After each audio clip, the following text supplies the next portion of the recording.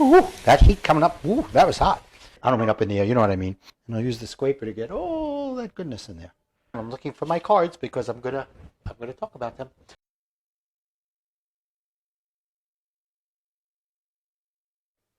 Welcome. It's Martin Salama, the architect of the Warriors Life Coach, back in here in the kitchen again. Today we're making chicken with artichokes and red peppers, and it's a recipe that I kind of took from a recipe book and changed. It's a recipe book specifically for Passover, but you know, just because it's for Passover doesn't mean you can't make it the rest of the year. The other way doesn't apply. Lots of times the rest of the ingredients might be something that you can't use on Passover, which is a whole thing in itself. It's leavened bread, it's wheat, it's different things like that.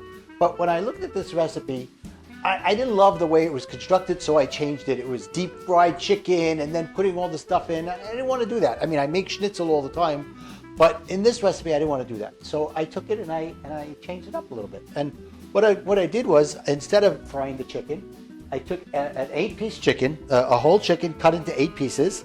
Got a couple of legs, a couple of wings, the center parts, all that, all cut up. I had the butcher do that for me in advance.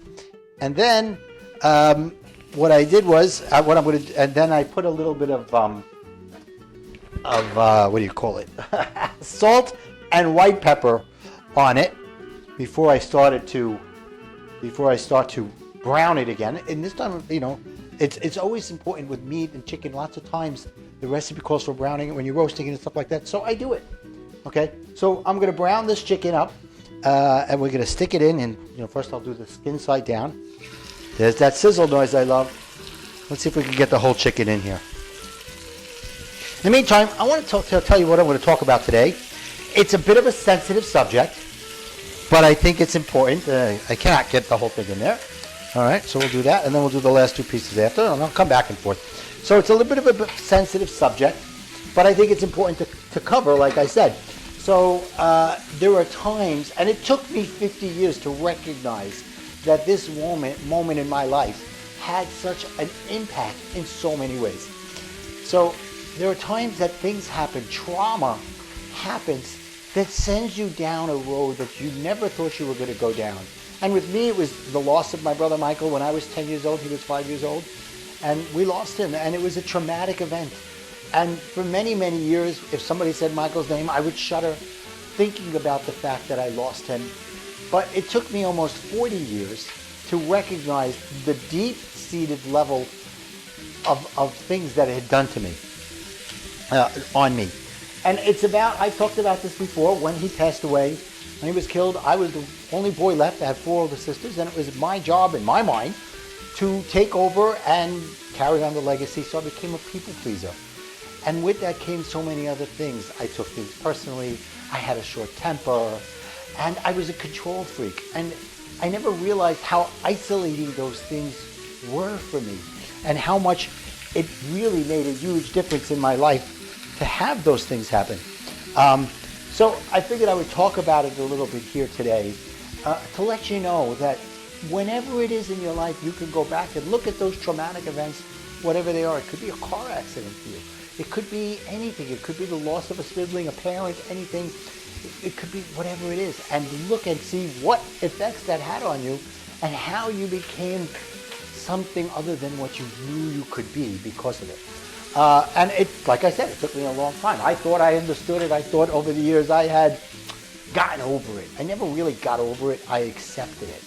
So for me, it was going through my divorce, going through losing everything in 2008 and the financial crisis then, in the recession that happened after that, and coming back after that, and then being asked for divorce and going to life coaching, that I started to recognize and unpack those things that had been holding me back.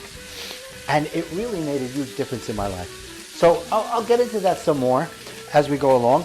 But I just want to tell you a little bit about what I'm doing here. So the chicken, I'm flipping it over now to do the other side.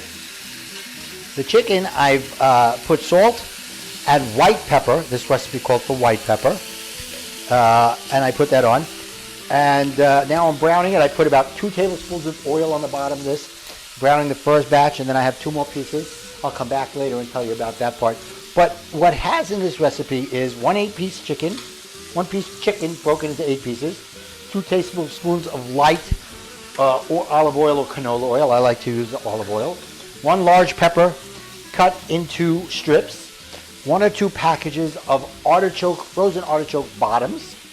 Okay, 4 to 6 cloves of chopped garlic. The reason I say 1 or 2 packages or 4 to 6, it's up to you how many artichokes you want, how garlicky do you want it to be. 4 tablespoons of lemon juice, a third of a cup of white wine, some kosher salt, as I said, and white pepper. And what I do with the artichokes is that if you don't let them cook long enough, they're too hard. And my family likes them very soft. So after I unfreeze them, I put them in the microwave for a few minutes. And today, to make them even softer, I put them in boiling water for about 5 or 6 minutes to get them that much softer, as it were. I'm going to go along and put all these things in together as we go along. But for now, I'm going to finish browning this, and then I'll come back and we'll continue the conversation about what's happening with what we're talking about here is recognizing those traumatic events in your life and how to find a way through it. It could be PTSD and understanding that that's what it is. So we'll come back and we'll talk some more about it. Welcome back. We're back here. What I've done now is I finished browning the chicken for just a few minutes on each side. Here it is. Brown, put it back onto the cutting board. And now what I'm going to do is I lowered the heat to a little lower, to low medium, and I'm going to add the white wine. Right, here's the white wine. Okay, as well as the lemon juice. And let that sit there for a second. Ooh, that heat coming up. Ooh, that was hot. All right.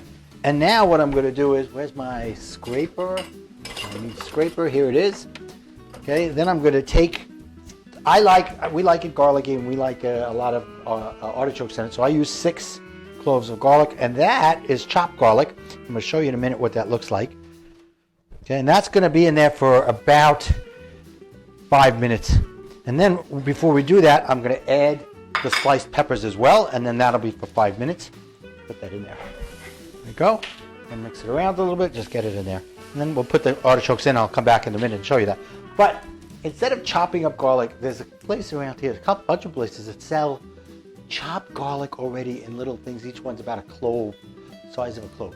So I use that. It's a very big time saver and all that. So now I'm going to cook this for about 5 minutes and come back and talk to you more about what we were talking about, PTSD and all that. So we'll see you soon.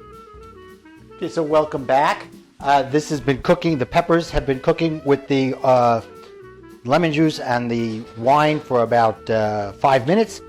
What I'm going to do now is I'm going to add the artichokes to it, mix it around a little bit, and then I'm going to cover it for another 10 minutes, and I'm going to stir occasionally, so we'll just cover it up.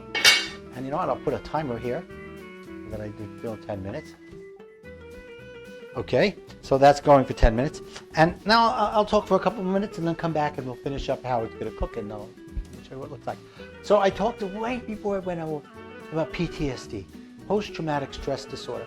Now, it could be anything. People, unfortunately, there are many soldiers that come back with it in a huge traumatic way. But there could be things in other people's lives. I can talk about some of them that happened to me that all of a sudden I'll be thinking about it. Like my brother's death, all of a sudden I'll be on that street, walking down the street, seeing the school bus, seeing the bus driver, seeing my mother carrying my brother Michael in her arms and running away. And it's ingrained in my mind for now and forever. It's been almost 50 full years since that happened, and sometimes it feels like yesterday. So, and I was recently on a call with someone talking about my upcoming summit. I'm doing a summit. This is January 2023. That's going to be in March 2023.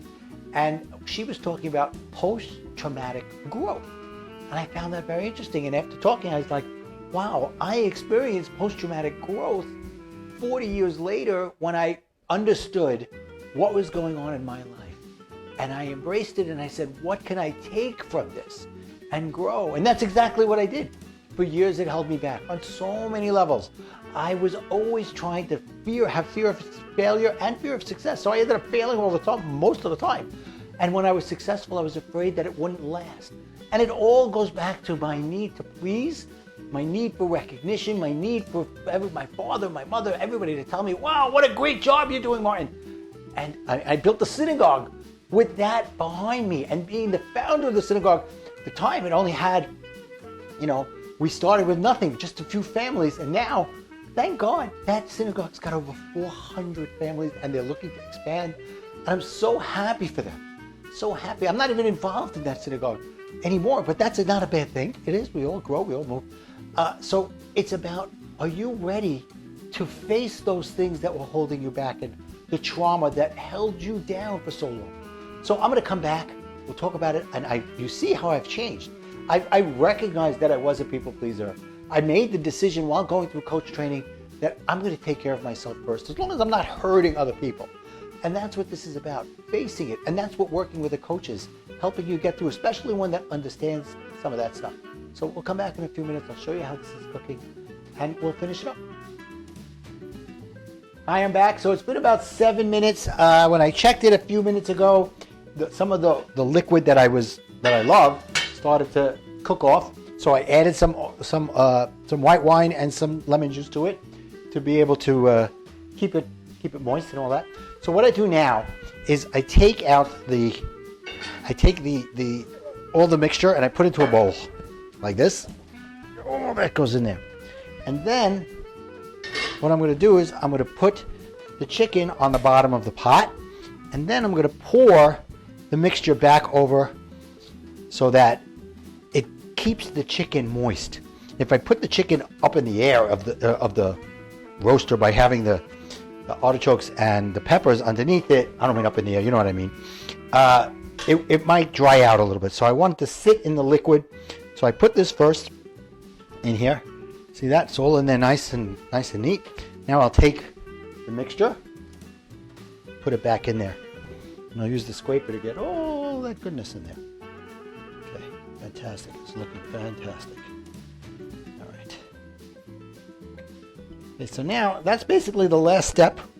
What I'm going to do now is cover it up with the cover, put it in the oven for about 35 to 45 minutes. I think probably around 35 minutes this time around. And then I'll come back and show you what it looks like. But before we do that, I just want to wrap up the other part of it. And then we'll go forward from there. Put this in the oven. All right. Set the timer for 35 minutes. There we go. Okay, so let's go over what we were talking about. Traumatic experiences, things that happen to you that stay with you, and you become isolated and you think nobody understands. And how could they understand? And that's true. There are things that happen that how could they understand? I'll give you a perfect example. When my brother passed away, my mother was distraught for a very, very long time. And finally somebody came to her and said, you need to figure out how to move forward from here. Not forget about Michael, ever. Don't forget about it, but move forward. You have other children, you have a life in front of you. She was a young woman at the time. She was only 40 years old when this happened. So what happened is that somebody contacted her and said, you got to do this. And they started a bereavement group with another woman who had lost a child. And over the years, for the next 40, almost 50 years, unfortunately my mother can't do it anymore. She's not the same person she was. She would have these support groups. And she would go to the people's houses and say, after somebody lost a child, and say, I know how you feel. We have a week of condolence calls. My mother would go in there and say, I know how you feel, because she knew how she felt. And that gave them a connection, and they were able to heal from that sadness and move on. Never forgetting their children, never forgetting the trauma, but being able to move on and have a happy life. And many times over the years, women have come to me and said, your mother saved my life at my deepest, darkest time. So it's the same thing here. Whatever it is, find someone. I have trauma. Many coaches, they become coaches because they've come through something, adversity, and that's where the warrior comes through. The adversity makes you stronger. For me, it took a long time. It wasn't the strength that I wanted, what I thought it was. It was being a people pleaser, trying to make everybody happy, being a leader, looking for all the accolades and all that. And then I realized I need to stop being self-conscious and become self-aware, which is what happened. So I hope you've enjoyed this. I'll come back and show you what the final product looks like after it cooks for about another half hour. But thanks so much. See you soon. So I'm finished with the chicken with the artichokes and peppers, with the lemon juice and the wine. So here's what it looks like on a plate. I'm not the best plater, what could I say? And and here I'm going to put it back into the oven, into the pot. Now I only cooked it till about 30 minutes because this is for Friday night dinner, and it's only 2:15 now here when I'm cooking it, and dinner's not going to be until about 6ish. So I'm going to put it back in around 5:30 or so to finish the cooking process. Maybe a little later than that, depending on how cold it is by the time I put it in there. And then we'll serve it up for Friday night dinner. And here's what it looks like in the pot. This is my famous thing of picking it up and doing that.